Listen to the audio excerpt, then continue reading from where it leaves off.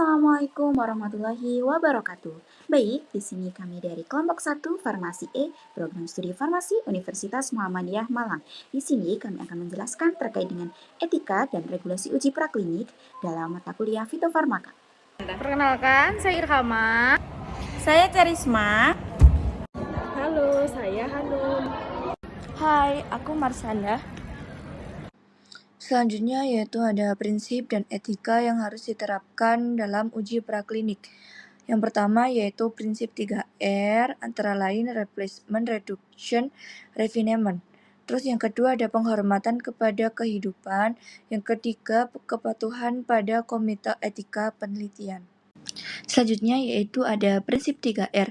Yang pertama adalah replacement atau penggantian hewan uji ke metode alternatif. Yang kedua ada reduction atau pengurangan, yaitu mengurangi jumlah hewan yang digunakan dalam penelitian tanpa mengorbankan validitas ilmiah hasil uji. Yang ketiga yaitu refinement atau penyempurnaan, yaitu meningkatkan prosedur eksperimental untuk meminimalkan rasa stres, sakit, dan ketidaknyamanan pada hewan uji.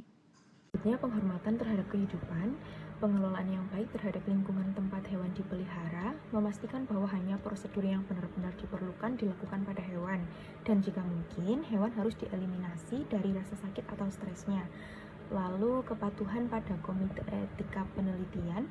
Sebelum memulai uji praklinik, peneliti harus mengajukan proposal terlebih dahulu ke komite etika penelitian yang relevan. Selanjutnya, selama melakukan uji praklinis harus mengikuti pedoman regulasi yang telah ditetapkan untuk memastikan bahwa hasil uji praklinis dapat diandalkan dan diterima oleh otoritas kesehatan. Nah, beberapa pedoman regulasi yang harus diikuti yang pertama adalah pedoman internasional seperti GLP atau Good Laboratory Practice yang mengatur organisasi, proses, kondisi, dan pelaporan uji praklinis. ICH yaitu pedoman yang digunakan untuk memastikan bahwa pengujian praklinis dilakukan dengan standar yang sama di berbagai negara. Lalu OECD yang menstandarkan metode dan prosedur yang digunakan, termasuk metode untuk uji toksikologi dan uji farmakokinetika.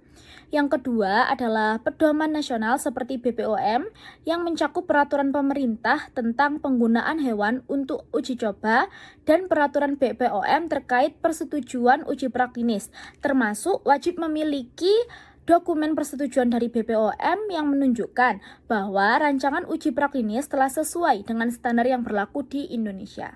Nah, yang selanjutnya adalah dokumentasi dan laporan uji praklinis yang akan diserahkan kepada otoritas regulasi untuk dapat divalidasi dan disetujui untuk dapat melakukan uji klinis.